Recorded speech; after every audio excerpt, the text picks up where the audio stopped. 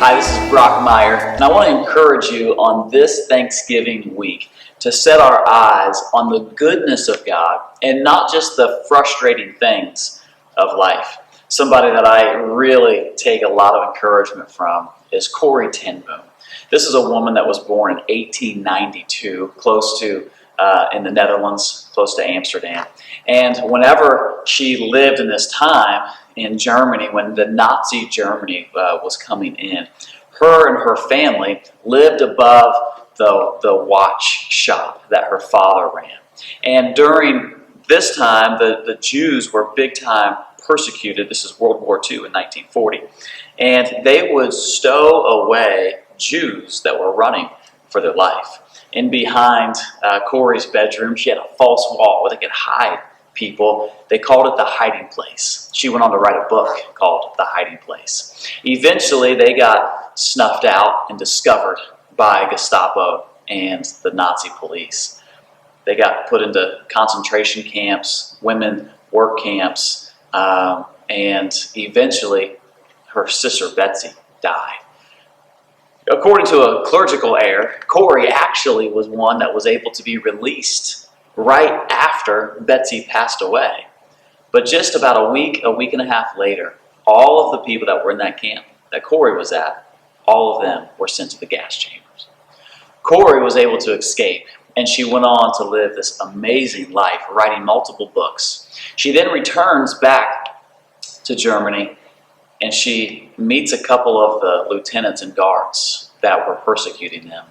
And she extends forgiveness. And she says, I forgive you for how abusive you treated me. One, in particular, that was very hard on her sister Betsy. I wonder what it takes to have a mentality that says, I'm not going to succumb to the circumstances around me, but I'm going to rise above. I'm going to gain some altitude and see things totally different and then deploy the life of Christ. Instead of repaying evil for evil, I'm going to repay evil with good. And there's just a different approach, I believe, that godly men and women have to life. Recently, I've kind of had some really some frustrations in life. And if you don't quickly pivot and have a different view, then these frustrations can breed into some bad internal atmosphere inside of our hearts. I'm coaching basketball. I'm an assistant coach for our high school basketball team, but I'm also coaching 4th grade basketball. If you ever want to test your patience, sign up to be the 4th grade basketball coach. Right now, one of the things that we're working on is pivots. It's where you come in, you do a jump stop, you keep one foot planted, and then you can pivot around. You can go in a different direction. You can pass it, you can shoot it, you can dribble it, you can move around, and you can go in a different direction. And sometimes that's exactly what our perspective needs. Is I'm seeing a thing, and I need to pivot my perspective real quick. Just this weekend, we went Christmas tree shopping, and while we're out, our kids were all dressed up Christmassy. We got our red and our white and our green on, and we come walking through this area where where you can cut down a tree. We're at a Christmas tree farm. And walking through there, the kids find this big stack of mud, and there's tunnels that go through and all these mud puddles, and they make a beeline for this mud. It's unreal. And they are just slopping through it and covered and on their shoes and on their boots. And I'll tell you, we had to pivot real quick because this moment could have been completely hijacked by the mud and the dirt. But I'll tell you, our kids' hearts were fully alive. Ronnie, my daughter, we call her the adventure girl. She comes in and she's got, if this is her shoe, she's got about 2 inches of mud around the outside of her shoe. And she said, Dad, I got my shoe muddy, but it was totally worth it. I said, yes, it totally was. In Proverbs 29:18, it says that without vision, the people will perish. And we've got a vision for our life, for our family's life, and it's a vision of we have adventure in all things.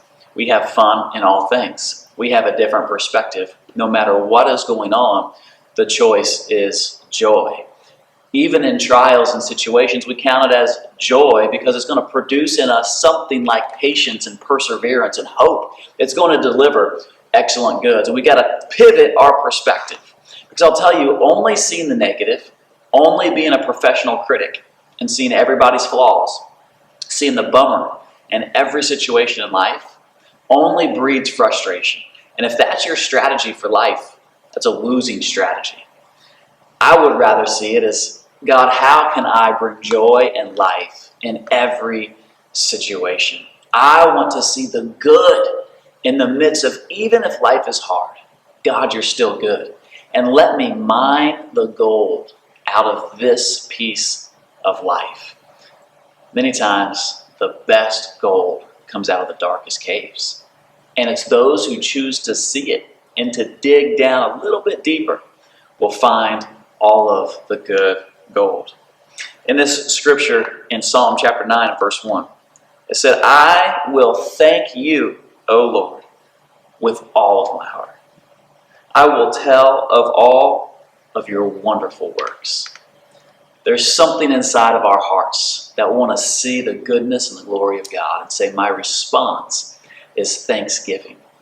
My response is a heart full of joy.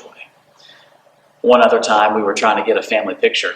And as we're posing in front of the camera, my wife is a photographer, so she sets the camera up on a tripod.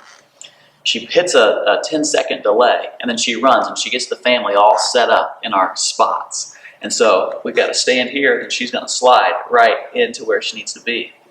And so she's running, hustling back and forth, and she goes and looks at the picture. She says, Nora, your eyes were closed. And then she runs back. And then she takes the picture. Oh, Ronnie, your bow is off center. And then she runs back. And then she comes back in. She goes, this wasn't right, and this wasn't right. And over the course of time, the kids are getting antsy, and they're taking off running, and we can't get anybody to sit still. And I just lean over to her and say, Alyssa, we know of a few families where their child isn't here anymore. Aren't you grateful that Ronnie is here? Aren't you grateful that Judah is standing right here behind us? Aren't you glad that Nora is able to wear a bow that's off center a little bit? Woo, the emotion just hits. And all of a sudden, you gain perspective. You gain a different perspective really, really fast. No, life is good. And Ronnie takes off running down this meadow. We're kind of out in this little woods meadow area. And it's at sunset. Everything is golden brown. And as she runs to this meadow, I'm just looking at her, just drinking it in. And I'm like, get a picture of that. That needs to be our family picture. Let's stop posing and let's start playing. Get a picture of me drinking in my daughter as she is experiencing this life. We're not in a concentration camp. We're not sent off to the gas chambers. All of life isn't burning and falling to the ground. We got our kids and our family. We got a Christmas tree. Let's gain some perspective. Let's pivot. And let's be grateful. Let's deploy gratitude. And I'll tell you, if gratitude is your strategy and that is your move, life will go well for you. It just will. So I want to encourage us as we're heading into Thanksgiving.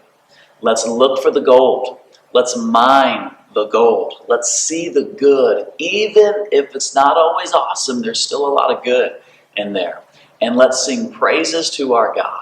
God, thank you that you have given me this life. Thank you that you've given me so much good. Even though sometimes it's hard, you're still good. And I want to pivot my perspective to having a thankful heart. Come on, we can do this, family. I know we can. Happy Thanksgiving.